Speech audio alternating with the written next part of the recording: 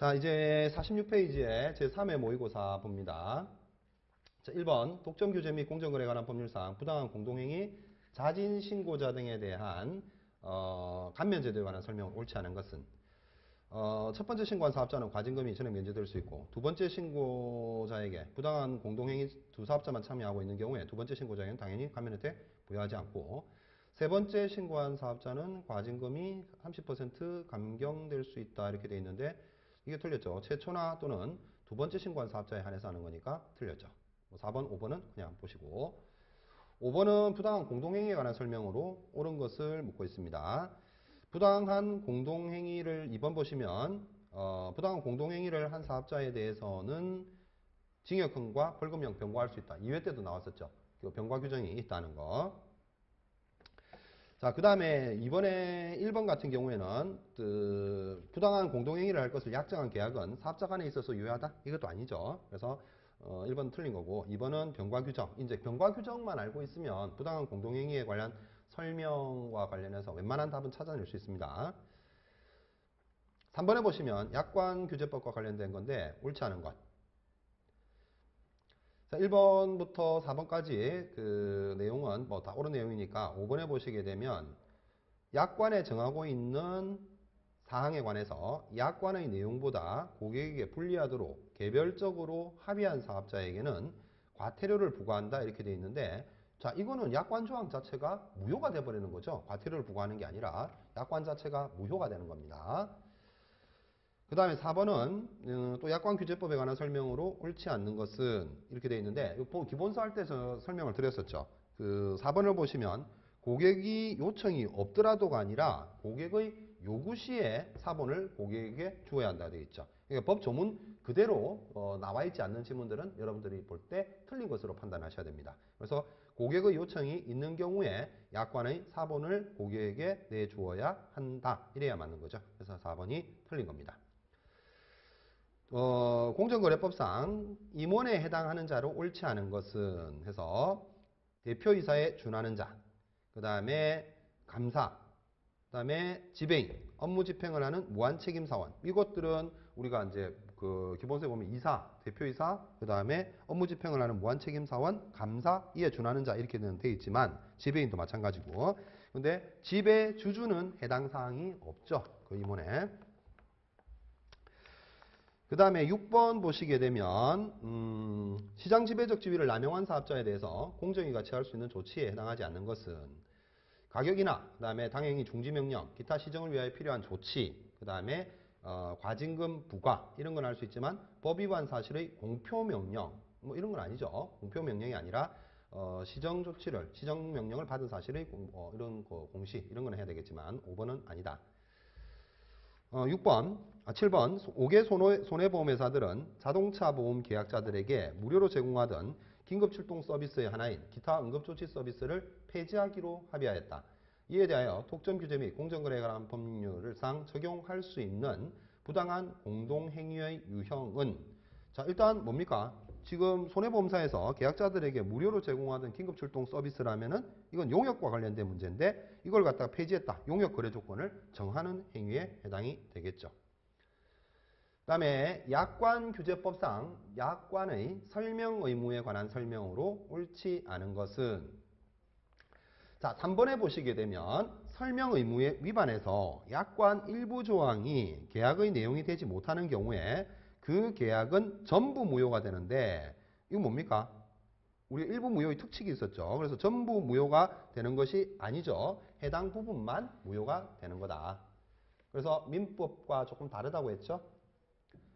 9번 약관의 규제에 관한 법률상 분쟁 조정에 대한 설명으로 옳은 것은 이렇게 묻고 있는데, 1번은 불공정 약관 조항과 관련된 분쟁을 조정하기 위해서 공정위의 약관 분쟁 조정위를 두는 것이 아니라 어디에 둔다 했습니까? 한국공정거래조정원에다가 둔다 했죠.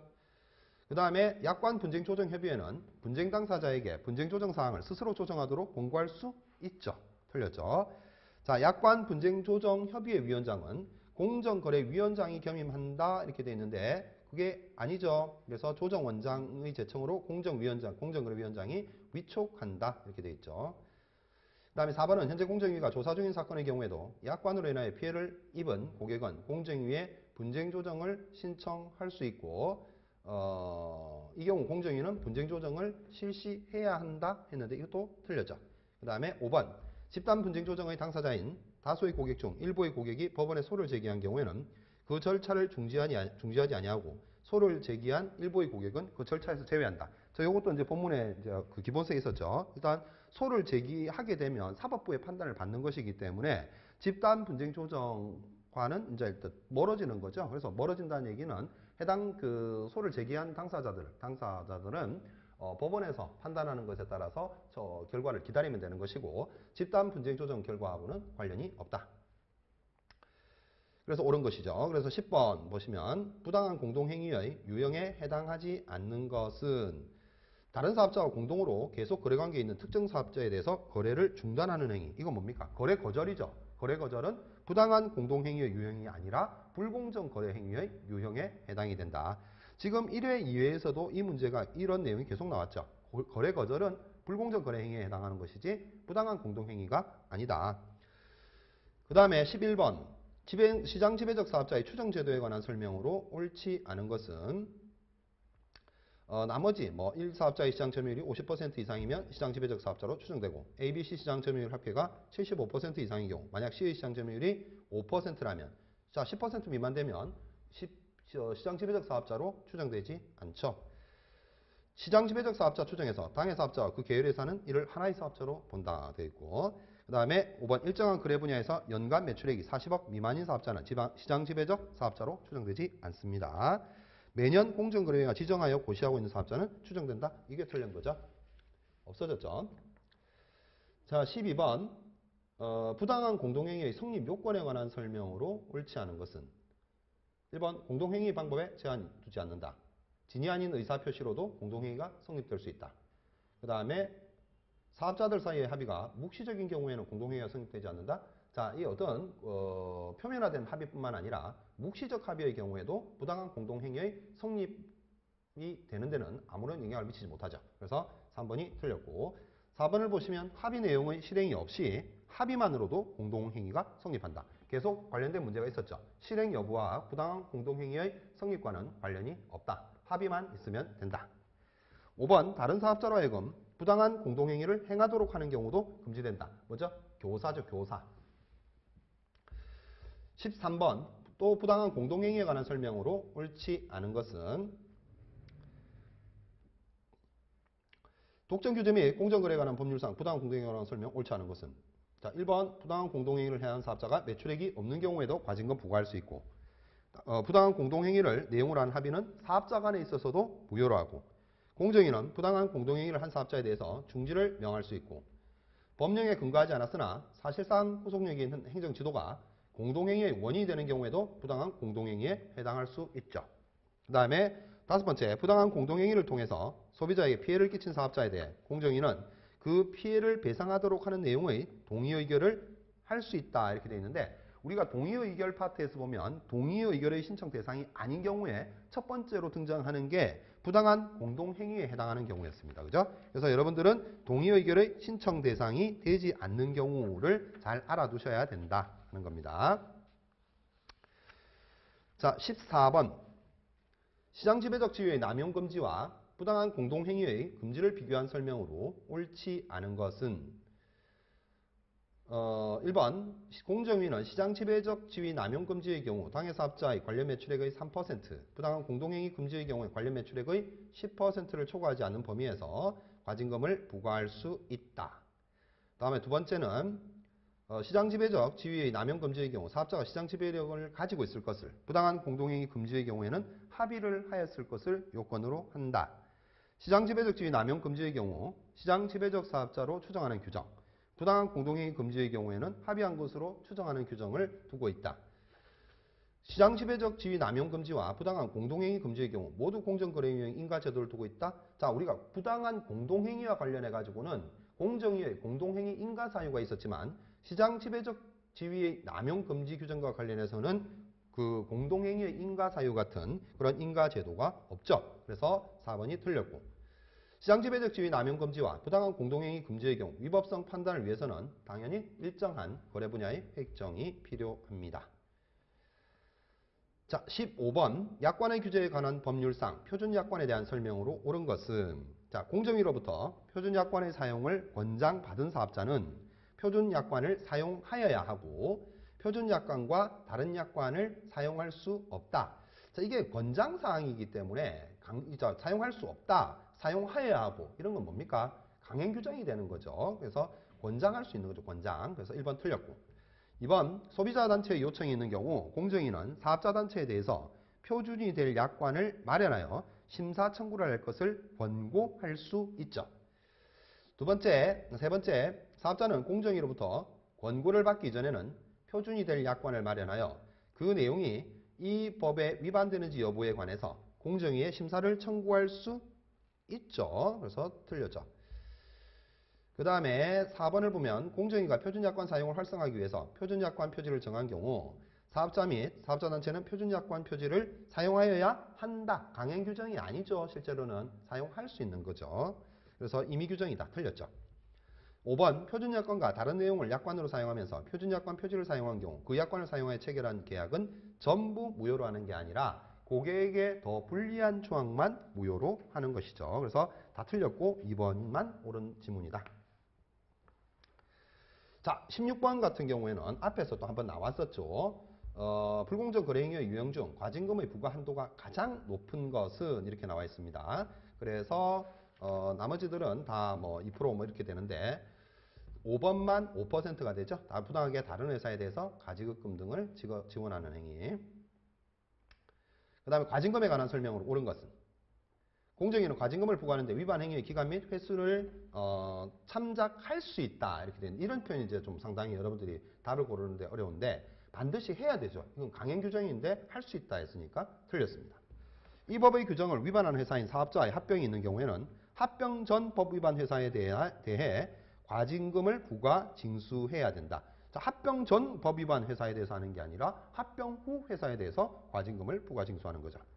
세 번째, 이 법 위반 행위자에 대한 공정위의 과징금 부과 처분에 대한 대법원은 과징금 부과 처분에 대해서 대법원은 이를 재량 행위로 보고 있다. 맞죠? 네 번째, 과징금의 전액을 일시에 납부하기 어렵다고 인정되는 때에는 과징금의 분할 납부 신청은 가능하지만 자, 분할 납부 신청도 가능하고 납부기한 연장도 가능합니다. 틀렸죠? 공정위 과징금 체납 처분에 관한 업무를 국세청장에게 위탁해야 된다. 또 틀렸죠? 이건 이제 강행 규정이 아니라 국세청장에게 위탁할 수 있는 거죠.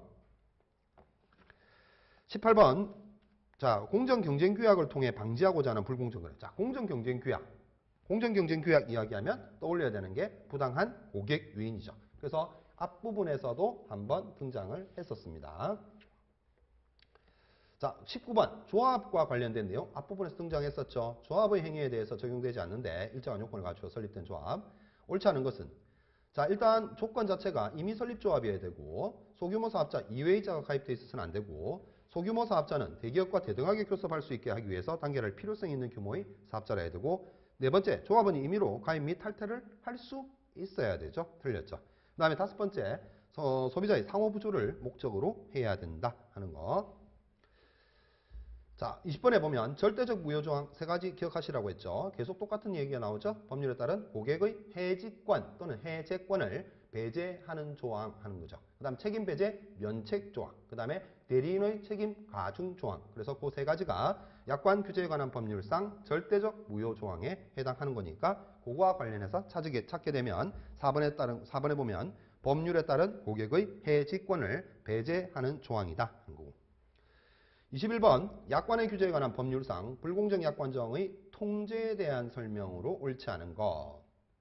1번에 보면 신의성실 원칙을 위반해서 공정성을 잃은 약관 조항은 무효다. 자, 이 질문이 앞에 1회에서 있었죠. 1회 모의고사에서.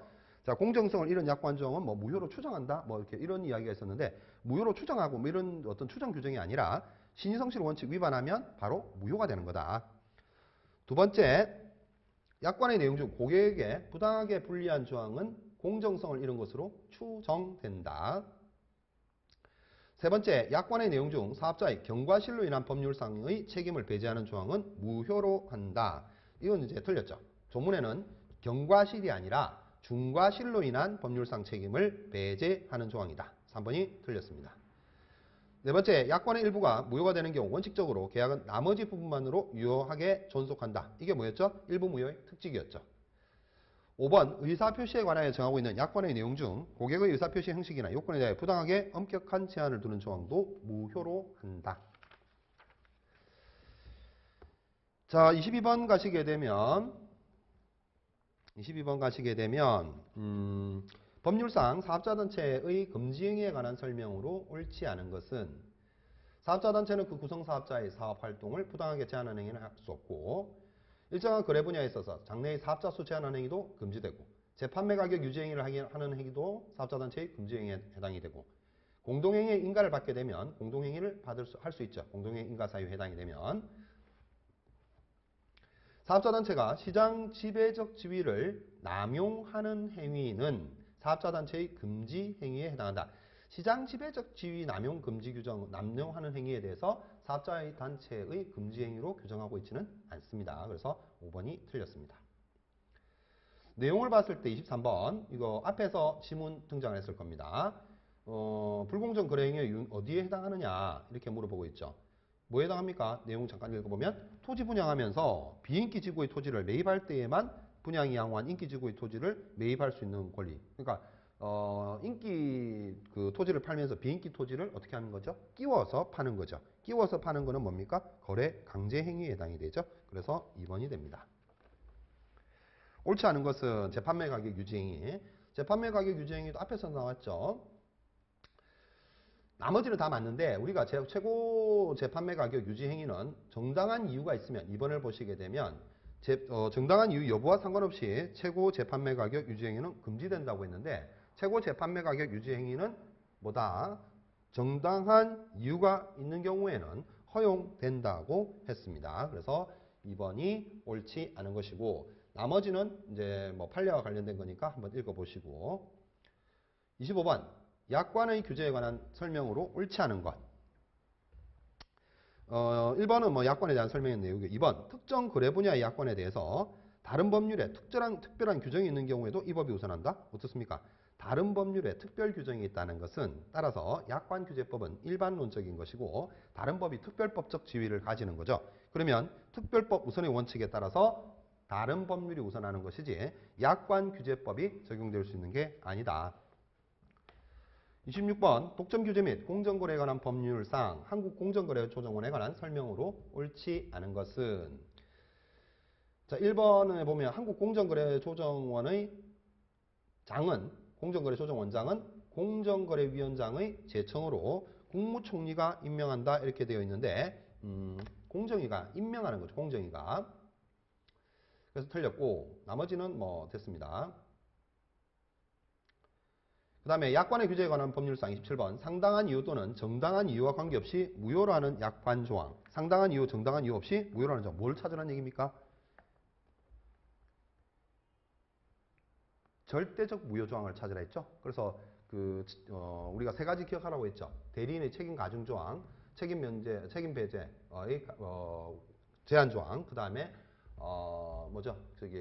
고객의 해지권을 제한하는 조항 이런 건데 지금 1번 같은 경우에는 지금 대리인과 관련된 문제죠. 그러니까 대리인에 대한 책임 가중 조항이죠. 대리인에 대한 책임 가중 조항. 나머지는 상대적 무효 조항이 되는 것이고 1번만 절대적 무효 조항이 되는 거죠. 그래서 반드시 기억하시라 할 게 책임 배제의 면책 조항하고 그다음에 대리인 책임 가중 조항하고 그다음에 고객 해지권 배제 조항. 이 세 가지는 절대적 무효 조항으로 반드시 기억하셔야 되고 꼭 출제가 된다고 생각하시면 됩니다. 한 문제 내지는 두 문제가 관련해서 절대적 무효 조항과 관련해서 출제가 될 것이다.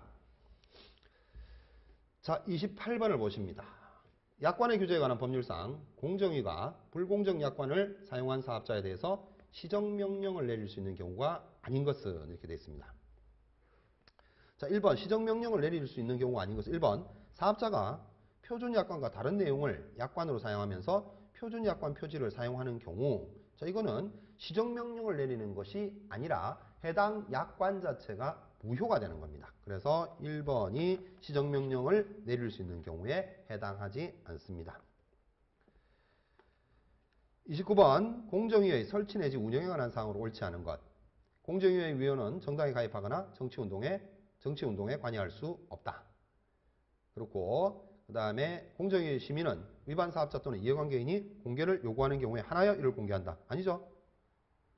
의결의 합의만 우리가 비공개를 하는 거지 심의 의결 이런 부분은 공개하도록 하고 있죠. 그래서 29번에 2번이 틀릴 거. 심의 의결은 공개해줘야 됩니다. 그 다음에 세 번째, 사건에 관한 의결의 합의는 공개하지 아니한다. 그 다음에 위원장, 부위원장, 다른 위원의 임기는 3년으로 하고 1차에 안에서 연임이 되더라. 그 다음에 운영에 필요한 사항은 공정위의 규칙으로 한다. 자, 회의에 관한 설명입니다. 30번. 전원회의, 소회의로 구분하는 거 알고 있을 거고, 그 다음에 전원회의는 위원 전원으로 구성되고, 이게 이제 그 의결 정족수는 제적위원, 출석위원이 아니라 제적위원 과반수의 찬성으로 의결하는 거죠. 그다음 소회의는 상임위원 1인이 반드시 들어가고 3인으로 구성된다. 그 다음에 네 번째, 소회의는 출석위원의 과반수의 찬성으로 의견하는 게 아니라 전원 찬성으로 의결하죠. 그래서 틀렸습니다. 고시의 제정은 중요한 사안이기 때문에 소회의에서 의결할 사안이 아니죠. 전원회의에서 심의 의결해야 된다. 자, 31번.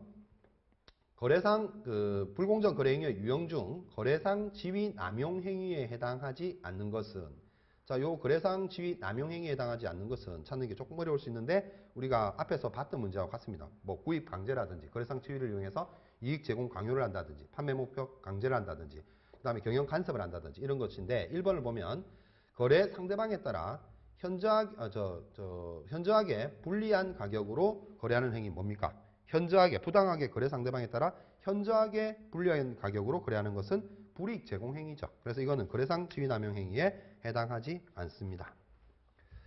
32번 약관 규제에 대한 설명으로 옳은 것은 32번에 이제 1번을 보시게 되면 공정위가 불공정 약관 조항에 대해서 시정을 명령하더라도 사업자에게 시정 명령을 받은 사실의 공표를 명할 수는 없다. 명할 수 있죠. 일정한 거래 분야에서 표준 약관이 제정되면 당해 거래 분야의 사업자는 그 표준 약관을 사용할 의무가 있다 이렇게 되어 있는데 권장사항이죠.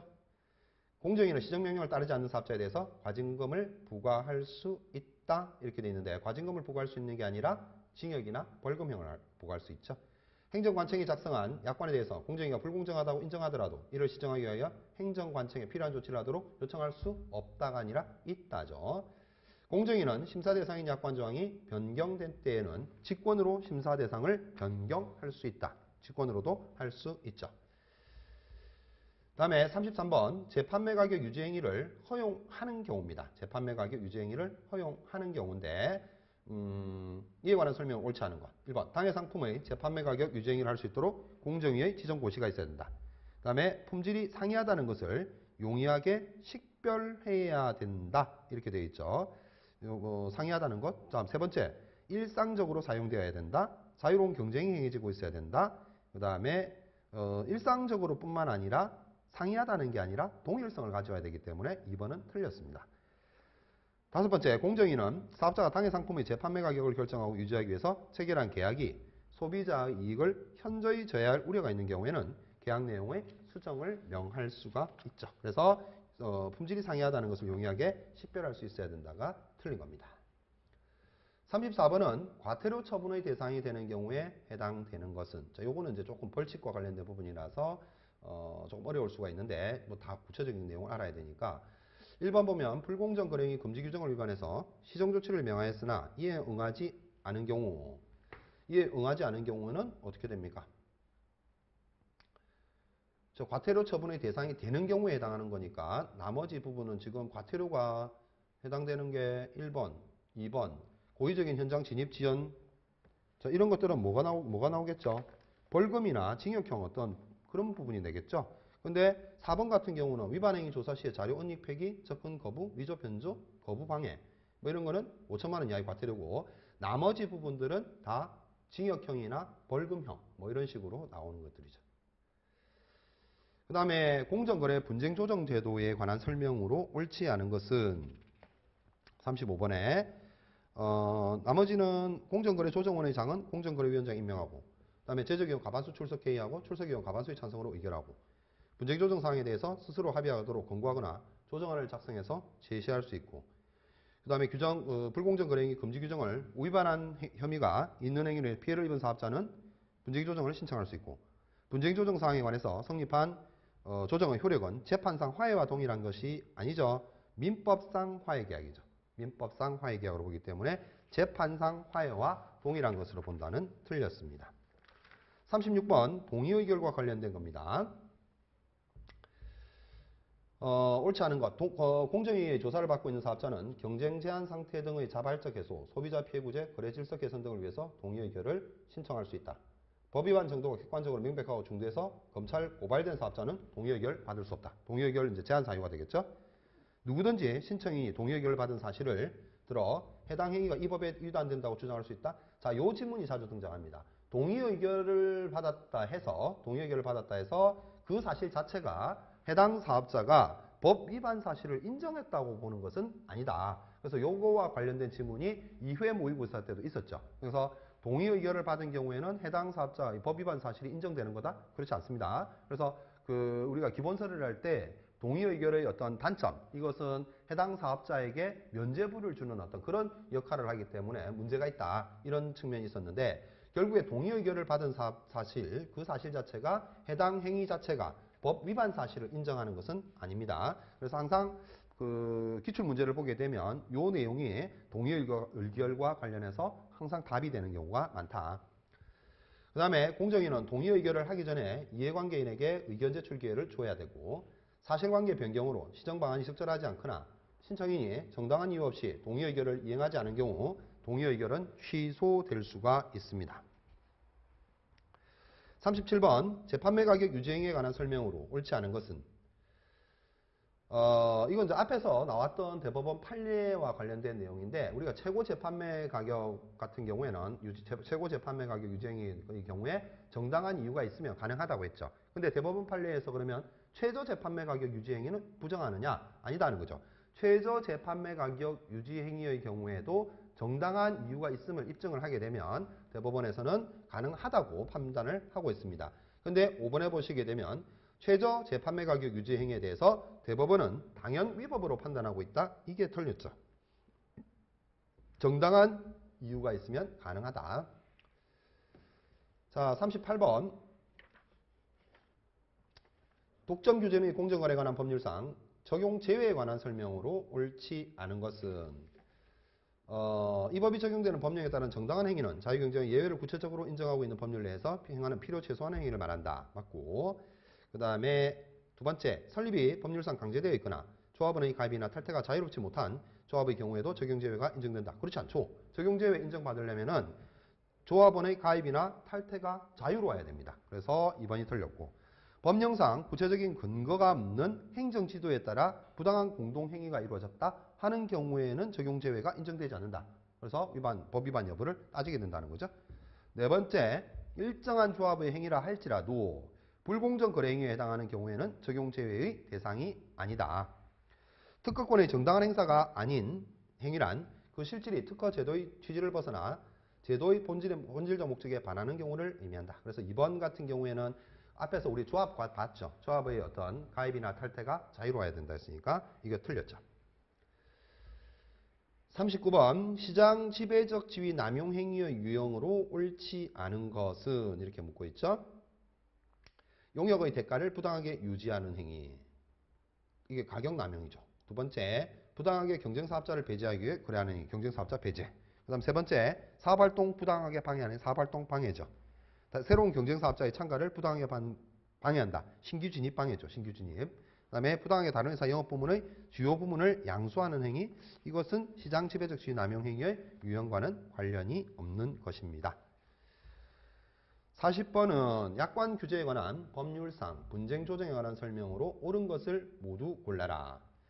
1번, 기억, 약관 분쟁 조정 협의회 위원은 한국공정거래조정원장이 위촉한다. 공정거래위원장이 위촉하죠. 공정거래조정원장이 제청해서 공정거래위원장이 위촉합니다. 틀렸습니다.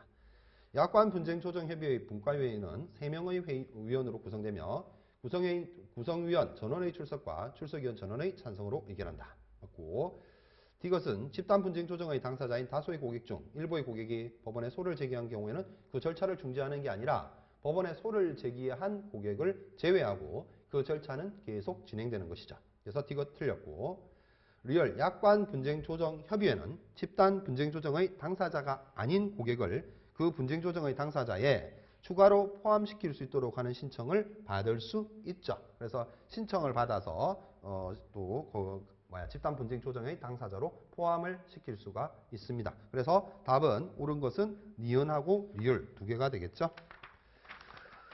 자, 이렇게 해서 그 경제법 3회 모의고사 마치겠습니다. 마치고 또 시험을 임박해가지고는 여러분들이 그 독점규제 및 공정거래에 관한 법률과 약관규제법에 관련된 그 법률을 직접 법령정보 시스템 이제 우리 법제처에 가면은 법들이 좀 정리가 되어 있는데 거기서 출력을 해가지고 한번 법 조문을 조금 반복해서 이렇게 읽으시면 아무래도 이제 실제 시험에서 그 지문에 법 조문이 그대로 등장한다고 했죠. 대부분 다 지문이 그대로 등장하다 보니까 판례 이런 부분들만 판례 부분만 기출 문제하고 여기에 나와 있는 부분 모의고사에 나와 있는 부분이나 또는 기본서에 나와 있는 그런 부분들만 조금 챙기시면 되는 거고 나머지 부분들은 그냥 법 조문에 있는 문구 그대로 등장을 하니까 그게 그 법 조문을 반복해서 보시면은 충분히 시험에서 좋은 성과를 얻으실 수 있을 겁니다. 그리고 또 그 법 조문을 보시면서 유의해서 보셔야 될 부분은 우리가 문제에서도 살펴봤지만은 이게 강행 규정인지 또는 임의 규정인지